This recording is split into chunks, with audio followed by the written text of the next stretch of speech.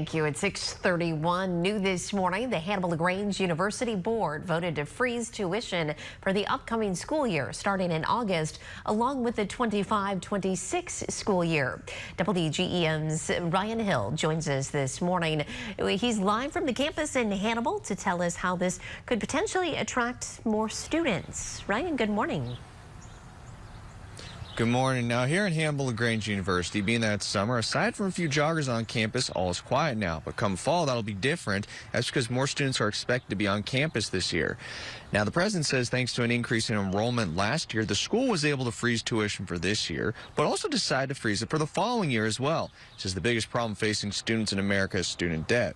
HLGU wanted to keep it affordable. He says on top of the tuition freeze, which has attracted more students, the school is launching a new master's counseling program this year, which is also attracting more students.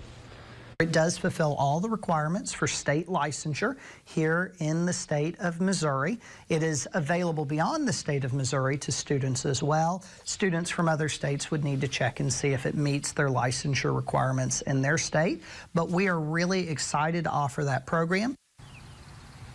He says the school has already gotten people interested in joining, and he says they're also bringing back a fine arts program as well, which students are also interested in. The university also expanded to agricultural business program, which has also helped encourage more enrollment. He says they'll continue to look at bringing in either other programs or looking for opportunities to apply for grants that they can use to further attract or retain students at Hannibal-LaGrange University. Live in Hannibal, Ryan Hill, WGEM News.